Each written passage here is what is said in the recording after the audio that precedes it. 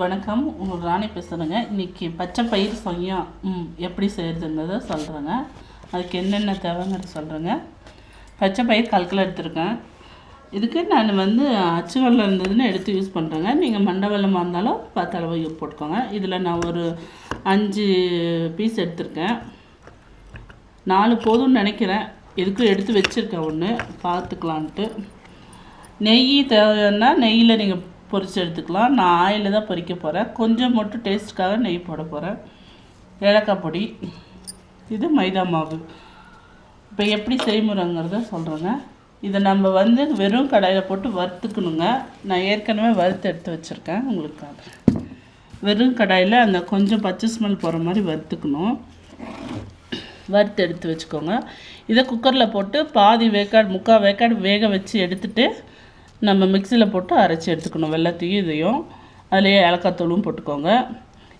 அதை அரைச்சி எடுத்துகிட்டு நம்ம இந்த மைதா மாவு இருக்குது இல்லைங்களா, இதை பஜ்ஜி மாவு பார்த்துக்கு கலக்கிட்டு நம்ம அதை உருண்டை போட்டு அதில் கலந்து நம்ம எண்ணெயில் போட்டு பொரிச்சு எடுக்கிறதாங்க.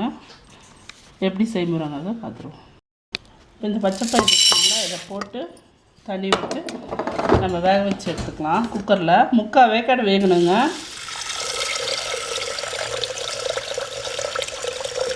போதும், தண்ணி ரொம்ப நிறைய ஊற்ற வேண்டாம்.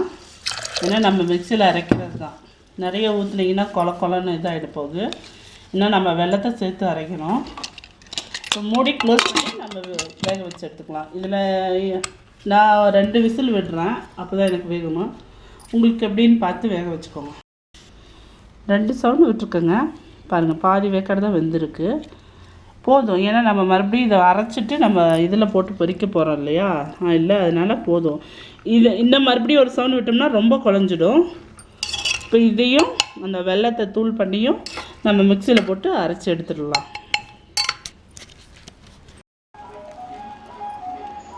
பாருங்கள், அரைச்சி எடுத்தாச்சு. கொஞ்சம் கரக்கரப்பாக இருங்க. ரொம்ப நைஸாக அரைச்சிட்டிங்கன்னா அது வலுவலுன்னு இருக்கிற மாதிரி இருக்கும். கொஞ்சம் கரக்கரப்பாக இருந்தால் தான் மென்று சாப்பிடும்போது கடித்து சாப்பிடும்போது நல்லாயிருக்கும். இது இப்படியே கூட நீங்கள் குழந்தைக்கு உருண்டை பிடிச்சி கொடுக்கலாங்க. நீங்கள் மைதா மாவில் போட்டு பொரிச்சு எடுக்காமல் கூட சின்ன சின்ன உருண்டைகளாக நான் உருட்டி வச்சுக்கிறேன். இதில் நம்ம என்னென்ன சேர்த்து வேக வச்ச பச்சை பயிர், ஏலக்காய், அந்த அச்சு வெல்லம் இருக்குது இல்லைங்களா, அது ஸ்வீட்டு பார்த்துக்கோங்க. இந்த ஸ்டேஜில் நீங்கள் பார்த்துக்கிட்டிங்கன்னா தெரியும். உங்களுக்கு இனிப்பு வேணும்னா இன்னும் கொஞ்சம் கூட போட்டுக்கலாம். நான் கடாய் வச்சு ஆயில் விட்டு வச்சுருக்கேங்க. ஆயில் காயறதுக்கு நான் கடலை எண்ணெய் யூஸ் பண்ணுறேன். நீங்கள் என்ன ரீஃபண்ட் ஆயில்னால் ரீஃபண்ட் ஆயில் யூஸ் பண்ணிக்கலாம். என்ன வேணுமோ யூஸ் பண்ணிக்கலாம். இல்லை நெய்யிலேயே வேணும்னாலும் நெய்யை போட்டு கூட நீங்கள் இது பண்ணிக்கலாம். கொஞ்சமாக நெய் குழிப்பணியாரக்கல் இருந்தால் கூட அதில் போட்டு நெய்யை ஊற்றி அப்படியே போட்டு திருப்பிக்கலாம். இது ஆயில் கொஞ்சம் சூடாகட்டுங்க. ஆயில் காஞ்சிச்சான்னு பாருங்கள். இப்படி நம்ம கரைச்சி வச்சுருக்க மாவு போட்டிங்கன்னா தெரியும். அந்த மாவு உடனே மேலே இருந்து வந்துடும்.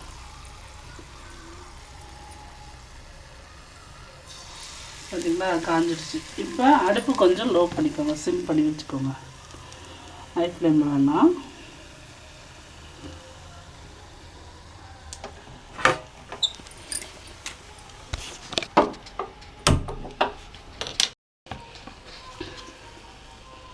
உடனே எடுத்து இப்போ இதில் போட்டு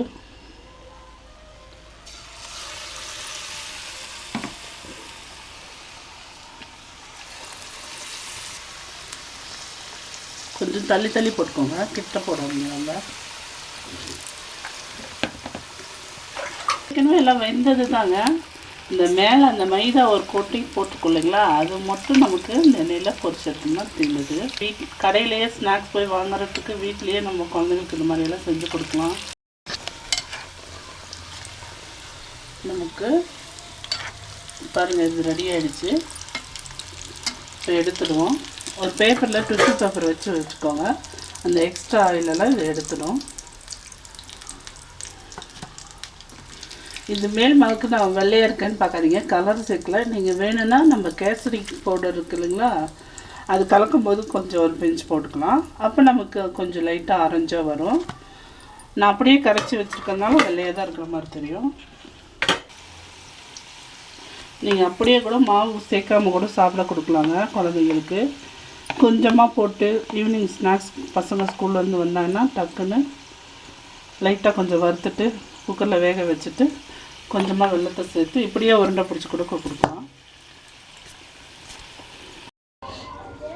சுவையான சொய்யம் ரெடி ஆகிடுச்சுங்க. நமக்கு பச்சை பயிறு சொய்யம். இது ரொம்ப நல்லா டேஸ்டானதுங்க, நல்லா ஹெல்த்தியானதுங்க. நீங்களும் இது மாதிரி செஞ்சு பார்த்து எப்படி இருக்குதுன்னு உங்கள் கமெண்ட்ஸை சொல்லுங்கள். தேங்க்யூ.